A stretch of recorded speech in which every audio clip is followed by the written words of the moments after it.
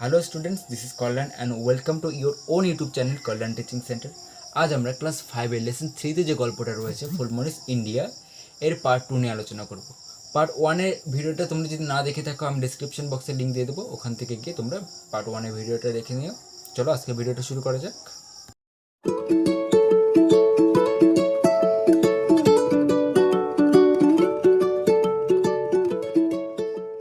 আজকের ভিডিওতে দেখো, last Sunday little Phulmoni went to see a jatra with her parents. Last Sunday গত রবিবার little Phulmoni went to see ছোট্ট ফুলমণি দেখতে গিয়েছিল এ যাত্রা, একটা যাত্রা দেখতে গিয়েছিল উইথ হার প্যারেন্টস। প্যারেন্টস মানে হচ্ছে বাবা মা, অর্থাৎ গত রবিবার ছোট্ট ফুলমণি তার বাবা মার সঙ্গে একটা যাত্রা দেখতে গিয়েছিল। ফুলমণি ওয়াজ থ্রিল্ড টু সি দ্য যাত্রা। ফুলমণি ওয়াজ থ্রিল্ড মানে হচ্ছে খুবই এক্সাইটেড, খুবই উত্তেজিত বা বলতে পারো রোমাঞ্চিত। তো ফুলমণি ওয়াজ থ্রিল্ড টু সি দ্য যাত্রা। ফুলমণি সেই যাত্রাটাকে দেখার জন্য খুবই রোমাঞ্চিত ছিল, খুবই উত্তেজিত ছিল। The next day when she narrated the story of the performance to the class. The next day পরের দিন, when she narrated the story of the performance of to the class, যখন পরের দিন যখন সে তার ক্লাসে সেই যাত্রায় যে পারফরমেন্সটা করা হয়েছিল, যেটা পারফর্ম করা হয়েছিল মানে যেটা অনুষ্ঠিত করা হয়েছিল, সেটাকে যখন বর্ণনা করছিল, মানে সে কী দেখেছিল যাত্রায়, তখন ক্লাসে যখন সে সেটা বর্ণনা করছিল, হার টিচার সেইড দ্যাট যাত্রা is actually a kind of folk theatre. Her teacher said that, তার শিক্ষক মহাশয় এটা বলেছিলেন যে যাত্রা is actually a kind of folk theatre. Folk theatre মানে হচ্ছে লোকনাট্য। তো তার শিক্ষক মহাশয় তাকে বলেছিল যে এই যাত্রাটা হচ্ছে আসলে একটা লোকনাট্য, এক প্রকারের লোকনাট্য। বোঝা গেল? যখন সে পরের দিন স্কুলে তার ক্লাসে যখন তার বন্ধু বান্ধবীদের সঙ্গে সে কী যাত্রায় কী দেখেছিল সেটা আলোচনা করছিল, তখন তার শিক্ষক মহাশয় তাকে বলেছিল যে এই যাত্রাটা হচ্ছে এক ধরনের ফোক থিয়েটার, মানে লোকনাট্য। This kind of theatre is performed under different names in different parts of our country. This kind of theatre মানে এই ধরনের নাটক, this kind of theatre এই ধরনের নাটক is perform মানে কি উপস্থাপন করা। তো এই ধরনের নাটকগুলো উপস্থাপন করা হয় আন্ডার ডিফারেন্ট নেম, মানে বিভিন্ন নামে এগুলোকে উপস্থাপন করা হয় in different parts of our country, আমাদের দেশের বিভিন্ন অংশে। অর্থাৎ এই এই নাটকগুলো বিভিন্ন নামে আমাদের দেশের বিভিন্ন স্থানে উপস্থাপন করা হয়। এক এক জায়গায় এই নাটকগুলোর এক এক রকম নাম হয়ে থাকে। বোঝা গেল? It is called Tamasha in Maharashtra, Nautanki in North India and Jatra in Bengal. তো যেরকম আমরা আগের লাইনে পড়লাম যে আমাদের দেশের বিভিন্ন অংশে এই থিয়েটারে এই নাটকের বিভিন্ন নাম, তো সেরকম দেখো এখানে বলা যায় ইট ইজ কল্ড তামাশা ইন মহারাষ্ট্র, মানে মহারাষ্ট্রে এই নাটককে, এই থিয়েটারকে কি বলা হয়? তামাশা বলা হয়। নটঙ্কি ইন ইন নর্থ ইন্ডিয়া, অর্থাৎ ইন্ডিয়া অর্থাৎ উত্তর ভারতে একে কি বলা হয়? নটঙ্কি বলা হয়। অ্যান্ড যাত্রা ইন বেঙ্গল, অর্থাৎ আমাদের বাংলায় একে যাত্রা বলা হয়। তাহলে মহারাষ্ট্রে বলা হয় তামাশা, নর্থ ইন্ডিয়া অর্থাৎ উত্তর ভারতে বলা হয় নটেঙ্কি, এবং আমাদের বাংলায় অর্থাৎ আমাদের কলকাতায় বলা হয়েছে যাত্রা। Most of this folk theatres R based on mythological incidents or characters. Most of this folk theatres মানে এই ফোক থিয়েটার অর্থাৎ এই লোকনাট্যগুলোর বেশ কয়েকটি কি are based on mythological incidents or characters. Mythological মানে পৌরাণিক বিভিন্ন ঘটনা এবং পৌরাণিক বিভিন্ন ক্যারেক্টার অর্থাৎ চরিত্রের ওপর ভিত্তি করে এই লোকনাট্যগুলোকে উপস্থাপন করা হয়।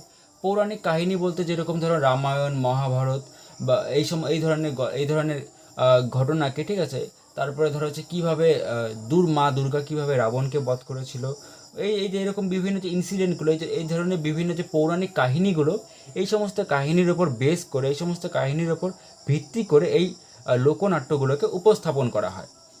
তাই এখানে বলেছে most of the folk theatres R based on mythological incidents or characters, মানে বেশিরভাগ লোকনাট্যগুলোই পৌরাণিক ঘটনা অথবা পৌরাণিক চরিত্রের ওপর ভিত্তি করে তৈরি করা হয়।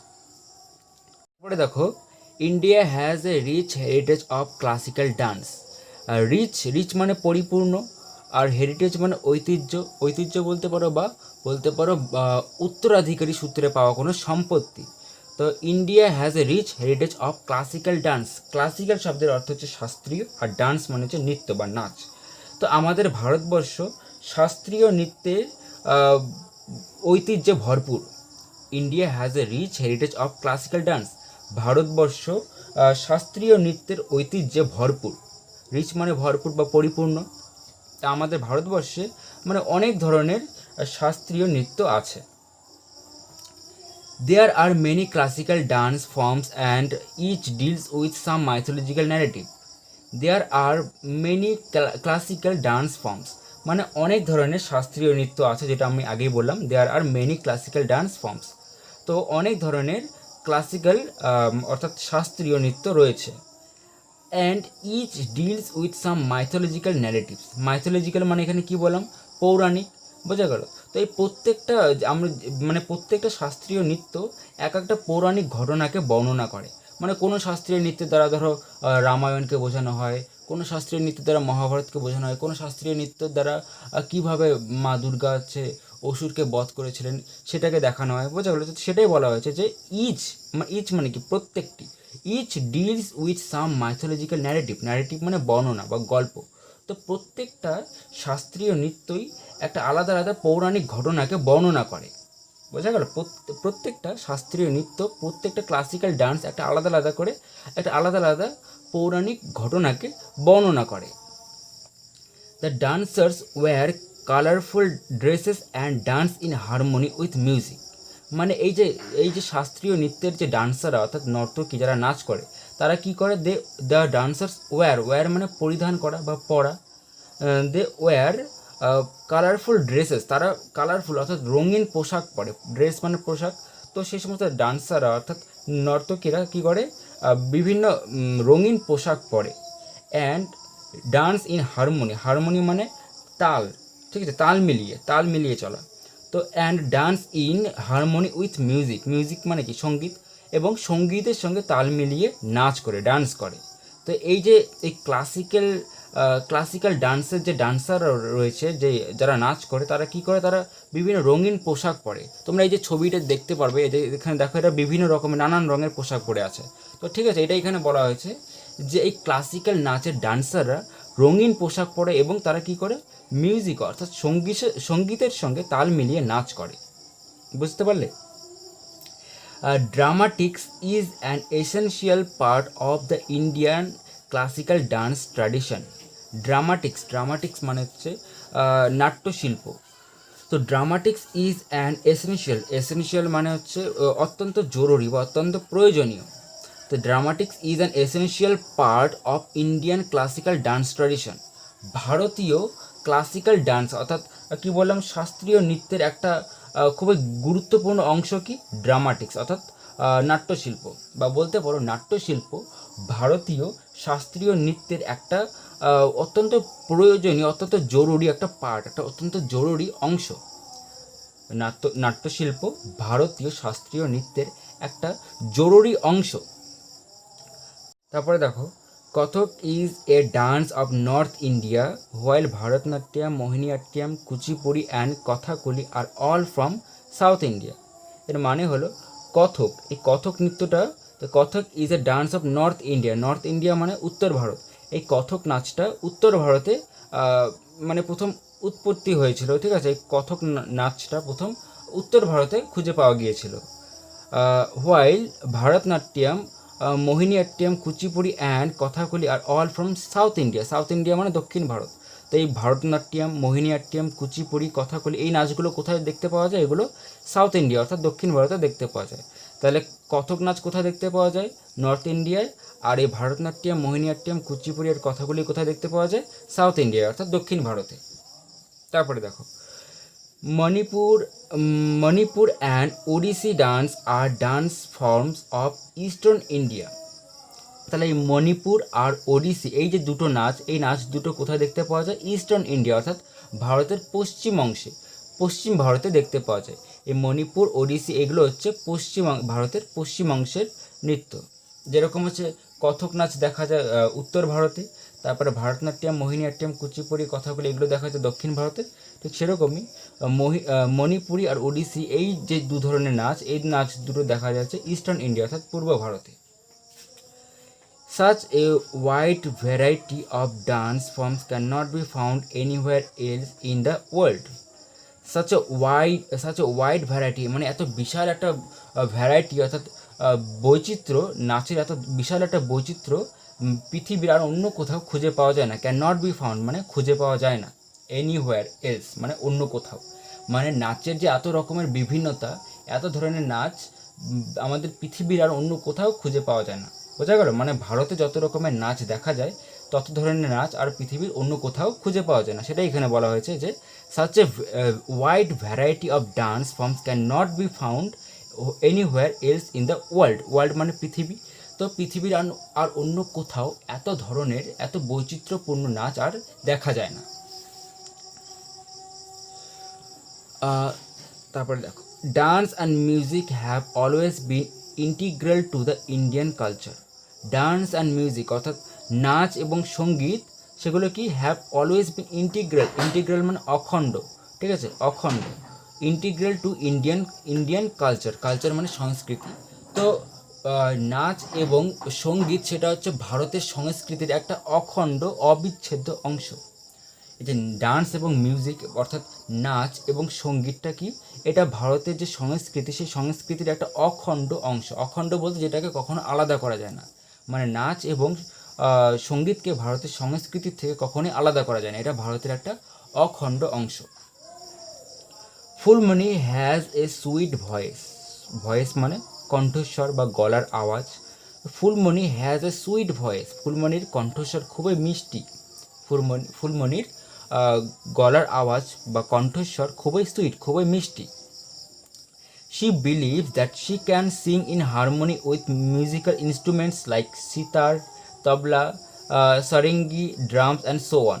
সে বিশ্বাস করে, she believe that, সেটা বিশ্বাস করে যে she can sing in harmony. Harmony মানে কি বললাম, তাল মিলিয়ে। তো সে বিশ্বাস করে যে সে তাল মিলিয়ে গান গাইতে পারে। তো কিসের সঙ্গে তাল মিলিয়ে গান গাইতে পারে? এই যে বিভিন্ন মিউজিক্যাল ইনস্ট্রুমেন্ট মানে হচ্ছে বিভিন্ন বাদ্যযন্ত্রগুলো, যেরকম সিতার, তবলা, তবে সারেঙ্গি, ড্রাম আরও অন্যান্য, এই সব কিছুর সঙ্গে সে তাল মিলিয়ে গান গাইতে পারে।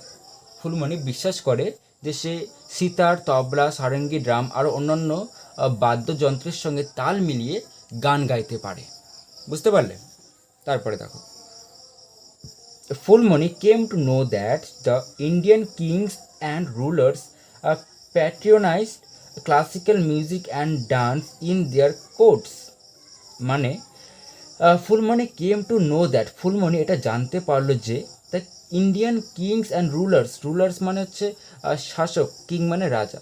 তো ভারতীয় রাজা এবং শাসকেরা প্যাট্রিয়নাইজ মানে হচ্ছে পৃষ্ঠপোষক বা সমর্থন করা। তো তারা ভারতের যে সমস্ত রাজারা ছিল বা যে সমস্ত শাসকরা ছিল তারা সমর্থন করতো। কাকে সমর্থন করতো? ক্লাসিক্যাল মিউজিক, অর্থাৎ ক্লাসিক্যাল মিউজিককে বা বলতে পারো শাস্ত্রীয় সঙ্গীতকে তারা সমর্থন করতো। শাস্ত্রীয় সঙ্গীত নয় শুধু, তার সঙ্গে and dance in their courts মানে হচ্ছে সভা। তো ভারতের যে সমস্ত রাজারা এবং সম্রাটরা ছিলেন, যে সমস্ত শাসকেরা ছিলেন, তারা তাদের সভার মধ্যে যে সমস্ত শাস্ত্রীয় সঙ্গীত এবং শাস্ত্রীয় নৃত্যগুলো উপস্থাপন করা হতো সেগুলোকে তারা প্যাট্রোনাইজড অর্থাৎ সমর্থন করত বা সেগুলোর পৃষ্ঠপোষকতা করত। বোঝা গেল? ফুলমণি জানতে পারলো যে ভারতের রাজারা এবং শাসকেরা তাদের সভায় অনুষ্ঠিত ক্লাসিক্যাল নাচ অর্থাৎ শাস্ত্রীয় নাচ, শাস্ত্রীয় নৃত্য এবং শাস্ত্রীয় সঙ্গীতকে তারা কী করতো? সমর্থন করতো, সাপোর্ট করতো তাদেরকে, সেগুলোকে। Emperor Akbar love to listen to the songs of Tansen. Emperor Akbar মানে সম্রাট আকবর, লাভড মানে কি ভালোবাসা বা পছন্দ করা। তো emperor Akbar love to listen to the songs of Tansen. সম্রাট আকবর তানসেনের গানগুলো খুবই পছন্দ করতেন। সম্রাট আকবর তানসেন একজন আকবরের আমলের একজন বিখ্যাত, একজন খুবই জনপ্রিয় সঙ্গীতজ্ঞ ছিলেন, ঠিক আছে, একজন খুব জনপ্রিয় একজন সিঙ্গার ছিলেন। তো তার নাম কি? তানসেন। তো সম্রাট আকবর সেই তানসেনের গান শুনতে খুবই ভালোবাসতেন। Our country is so big that we have many different styles of classical music like Hindustani and Carnatic. Our country is so big, আমাদের দেশটা খুবই বড়, that we have many different styles of classical music, আমাদের দেশটা এতটাই বড় যে এখানে বিভিন্ন প্রকারের ডিফারেন্ট স্টাইল, বিভিন্ন প্রকারের কি দেখা যায়, ক্লাসিক্যাল মিউজিক অর্থাৎ শাস্ত্রীয় সঙ্গীত দেখা যায়। আমাদের দেশটা, আমাদের ভারতবর্ষটা এতটাই বড় যে এখানে বিভিন্ন রকমের শাস্ত্রীয় সঙ্গীত দেখা যায়। লাইক যেমন হিন্দুস্তানি অ্যান্ড কর্ণাটিক, কীরকম কীরকম কী কী শাস্ত্রীয় সঙ্গীত দেখা যায়, এই যে হিন্দুস্তানি, কর্ণাটিক, ঠিক আছে, হিন্দুস্তানি, কর্ণাটিক, এরকম আরও অন্যান্য আরও অনেক শাস্ত্রীয় সঙ্গীত আমাদের দেশে দেখা যায়। Each of this styles grew in temples and develop down the ages. Each of this styles, এই প্রত্যেক ধরনের এই প্রত্যেক প্রকারের শাস্ত্রীয় সঙ্গীতগুলোর কোথায় উৎপত্তি লাভ হয়েছিল? গ্রিউ, গ্রিউ মানে জন্মানো বা উৎপত্তি লাভ করা। গ্রিউ ইন টেম্পলস, টেম্পল মানে মন্দির। Each of this styles grew in temple, এই প্রত্যেক প্রকারের জন্ম হয়েছিল মন্দিরে। And develop down the ages, এবং সময়ের সঙ্গে সঙ্গে, এজেস মানে কি সময়, ঠিক আছে, বা যুগ, তো এবং যুগের সাথে সাথে এগুলোর কী হয়, ডেভেলপড হয়, এগুলো ডেভেলপড হয় মানে এগুলো আরও বিকাশ হয়। বুঝা গেল যে প্রত্যেক প্রকারের ক্লাসিক্যাল ডান্সগুলোর উৎপত্তি হয়েছিল মন্দিরে, এবং যুগের সাথে সাথে সেগুলোর কী হয়, সেগুলোর বিকাশ ঘটে, সেগুলোর পরিবর্তন ঘটে। বুঝতে পারলে তো? তারপরে দেখো, Phulmoni is proud to be an Indian. Proud মানে গর্ববোধ করা, ফুলমণি খুব গর্ববোধ করে যে সে একজন ইন্ডিয়ান, সে একজন ভারতীয়। বুঝতে পারলে যে ফুলমণি একজন ভারতীয় হিসেবে খুবই গর্ববোধ করে, খুবই খুশি যে সে ভারতে জন্মগ্রহণ করেছে, সে একজন ভারতীয়। She has heard that our country is full of great monuments, forts and wonderful architectures. She has heard that. Heard মানে কি? শোনা, শুনতে পারা। তো সে এটা শুনেছিল যে our country is full of great monuments. Monuments মানে হচ্ছে স্মৃতিসৌধ। তো আমাদের দেশটা একদম বিভিন্ন স্মৃতিসৌধ, তারপরে কি ফোর্টস, ফোর্টস মানে হচ্ছে দুর্গ বা কেল্লা, ঠিক আছে, তারপরে ওয়ান্ডারফুল আর্কিটেকচার্স, আর্কিটেকচার্স মানে হচ্ছে স্থাপত্য।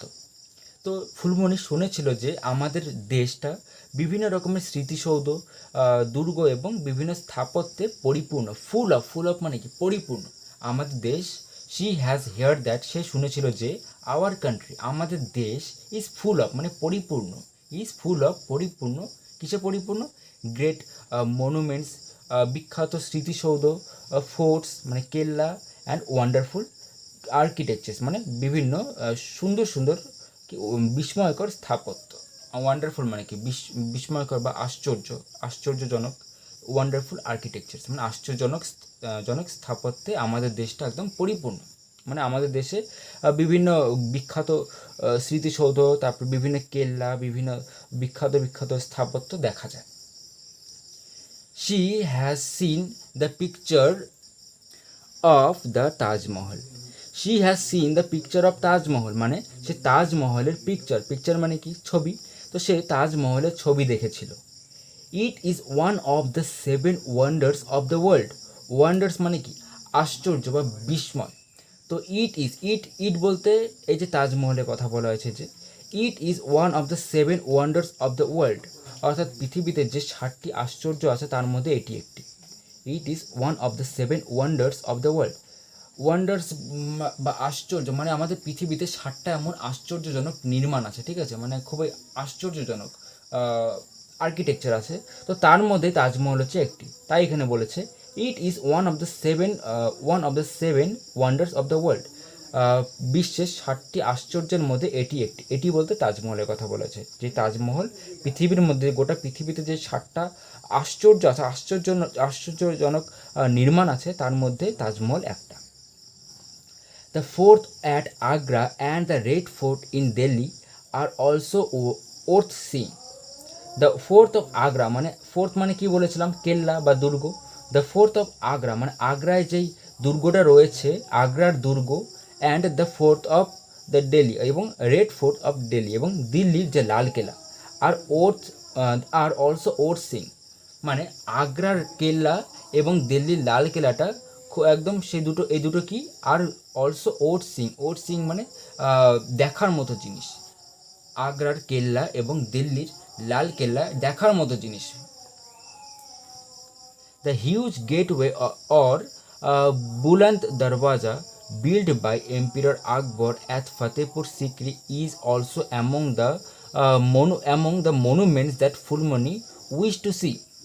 দ্য হিউজ গেটওয়ে, একটা যেরকম আছে আমরা তাজমহলের কথা বললাম, তারপরে ফোর্ট আগ্রার কেল্লার কথা বললাম, তারপরে দিল্লির লাল কেল্লার কথা বললাম, সেরকমই একটা নির্মাণ একটা ইসে আছে, একটা কি বলা যায় এটাকে স্মৃতিসৌধ একটা বলতে পারো, যে একটা স্মৃতিসৌধ আছে, তার নাম কি দ্য হিউজ গেটওয়ে বা বিশাল গেটওয়ে। ওর নামটাই হচ্ছে দ্য হিউজ গেটওয়ে, বা বলতে পারো বাংলায় বলতে পারো দ্য বিশাল গেটওয়ে। এর আর এক নাম কি বুলন্দ দরওয়াজা, the huge gateway or Buland দরওয়াজা। একে হিউজ গেটওয়েও বলা হয় বা আবার কি বলা হয় বুলন্দ দরওয়াজাও বলা হয়। তো এই বিখ্যাত গেটওয়ে বা Buland Darwaza built by এম্পিরার Akbar, build মানে নির্মাণ করা, তো বিল্ড বাই এম্পিরার আকবর এই বুলন্দ দরওয়াজাটাকে নির্মাণ করেছিলেন অ্যাট ফতেপুর সিকরি। কোথায় নির্মাণ করেছিলেন?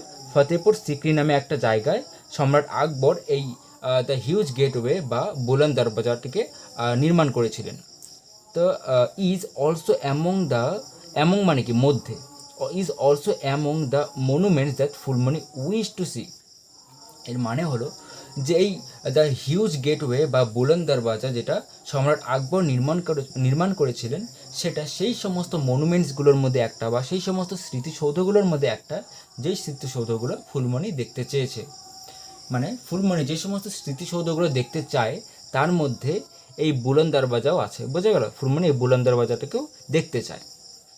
তো আরেকবার পড়ে নিই লাইনটা, the huge gateway or Buland Darwaza built by emperor Akbar at Fatehpur Sikri is also among the monuments that Phulmoni wish to see. বিশাল গেটওয়ে বা বুলন্দ দরওয়াজা যেটা সম্রাট আকবর ফতেপুর সিকরিতে নির্মাণ করেছিলেন, বোঝা গেল? কোথায় নির্মাণ করেছিলেন? ফতেপুর সিকরিতে। কে নির্মাণ করেছিলেন? এম্পিরর আকবর বা সম্রাট আকবর নির্মাণ করেছিলেন। তো এই বুলন্দ দরওয়াজাটা সেই সমস্ত মনুমেন্টসগুলোর মধ্যে একটা, সেই সমস্ত স্মৃতিসৌধগুলোর মধ্যে একটা, যেগুলো ফুলমনি দেখতে চেয়েছিল। তো স্মৃতিসৌধ কি বলতো? স্মৃতিসৌধ মানে কেউ মারা গেলে তার স্মৃতিতে তার নামে কোনো সৌধ হবে, কোনো একটা নির্মাণ তৈরি করে দেওয়া হয়। যেরকম সম্রাট আকবর এই যে শাহজাহান তাজমহল নির্মাণ করেছিলেন, ঠিক আছে?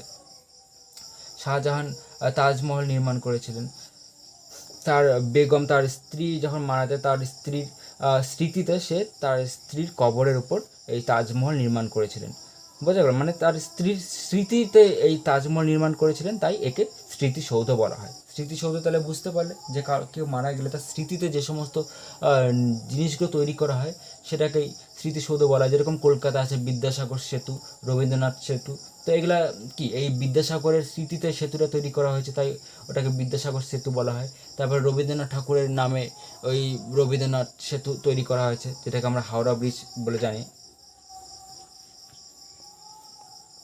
রবীন্দ্র সেতু, সরি। তারপরে দেখো, she hopes that someday she will be able to travel all over India and see all the fascinating monuments. She hope that, সেটা আশা করে যে someday she will be able to travel all over India, সে আশা করে যে একদিন সে গোটা Bharat, all over India মানে গোটা ভারত সে ঘুরে বেড়াবে। সে আশা করে যে একদিন সে গোটা ভারত ঘুরে দেখবে, গোটা ভারত সে ভ্রমণ করবে। And see all the fascinating monuments, এবং এই ভারতবর্ষের মধ্যে যত রকমের ফ্যাসিনেটিং মনুমেন্টস, অর্থাৎ যত রকমের ফ্যাসিনেটিং মানে কি বলা যায়, আকর্ষণীয়। ফ্যাসিনেটিং মানে আকর্ষণীয়, আর মনুমেন্টস মানে কি বললাম? স্মৃতিসৌধ। অর্থাৎ ভারতবর্ষে যত রকমের আকর্ষণীয় স্মৃতিসৌধগুলো আছে সেগুলো সে ঘুরে দেখবে। মানে ফুলমনি আশা করে যে সে একদিন গোটা ভারত ভ্রমণ করবে এবং ভারতের যে সমস্ত বিখ্যাত স্মৃতিসৌধগুলো আছে সেগুলো সব সে ঘুরে দেখবে। তো বুঝতে পারলে? তো আশা করি আমি তোমাদেরকে টেক্সটটা বোঝাতে পেরেছি। যদি কোথাও কোনো বুঝতে অসুবিধা হয়ে থাকে আমাকে কমেন্ট সেকশনে জানাবে। আর ভিডিওটি তোমাদের যদি ভালো লেগে থাকে অবশ্যই লাইক করবে এবং আমাদের চ্যানেলটিকে সাবস্ক্রাইব করবে এবং ভিডিওটি তোমাদের অন্যান্য বন্ধুদের সঙ্গে শেয়ার করবে। ভিডিওটি দেখার জন্য তোমাদেরকে অসংখ্য ধন্যবাদ।